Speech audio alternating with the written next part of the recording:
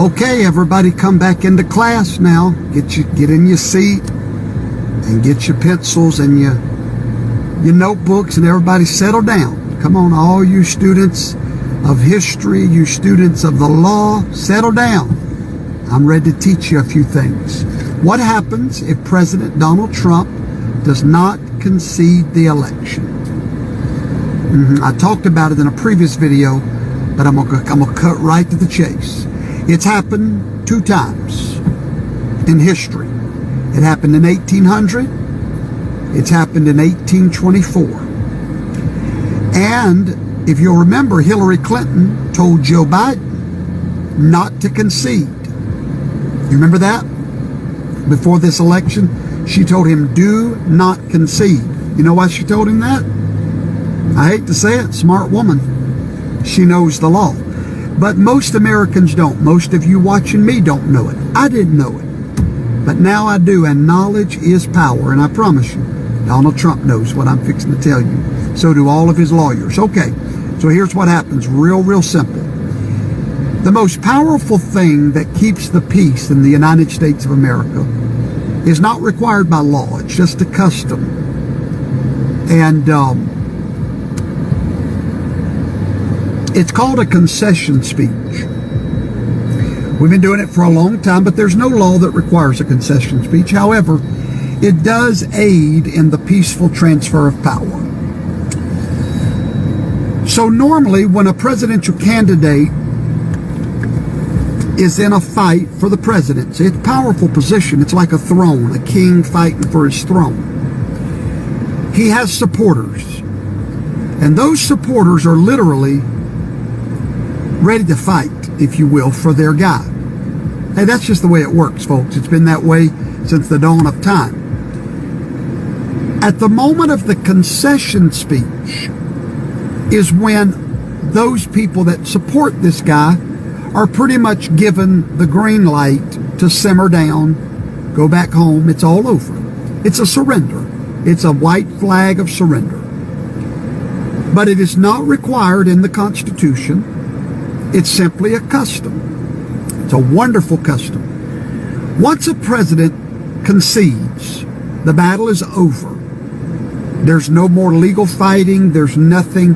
Everything after that just sort of happens with a rubber stamp. Then the electors get together. They cast their votes in Washington, D.C. The president is officially elected, and the votes are certified. And that certification gives that man the presidency.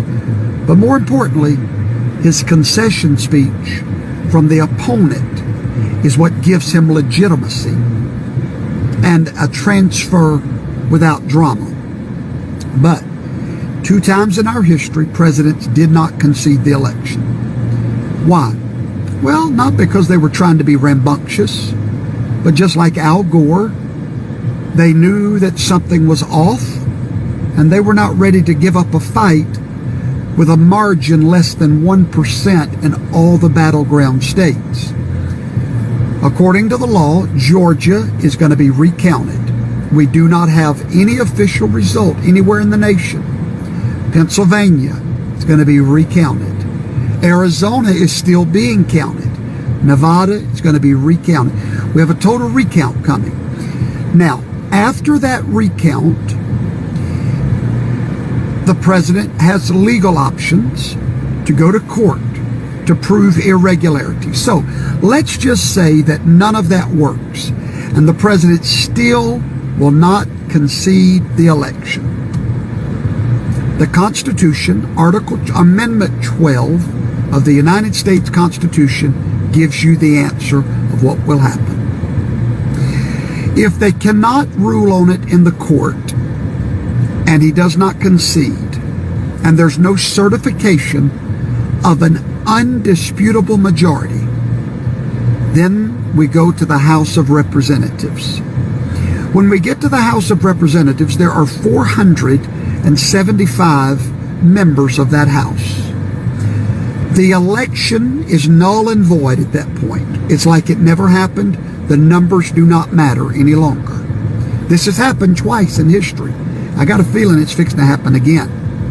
At that moment, the election becomes obsolete, and now the president will be elected by the Congress, the House of Representatives. Now, immediately, that strikes fear in the heart of a conservative, because guess who controls the House? The Democrats. But not so fast. The Constitution goes on to say in that article that each state in the Congress gets one vote, not each representative. Each state gets one vote for the president. Well, there are 50 states in the House. Of those 50, 37 are Republican. At that moment, a Republican Congress will officially, constitutionally vote in the next president. Why do you think Donald Trump has not conceded? He knows these things that I'm telling you. He understands that there was illegitimate votes cast. He understands that votes are still going on. Now, he may get tired of the fight. I don't know. I don't think he is, though. But he does have a constitutional remedy to his dilemma. This is going to be interesting to watch. But remember, Hillary Clinton told Joe Biden, do not concede no matter what. Now, why did she tell him that? Because she knows what I'm telling you.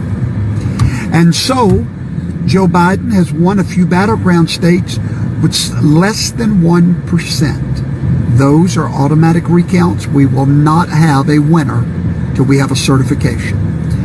If we can't get a certification that's not contested in the courts, it will go to the House of Representatives just before Inauguration Day.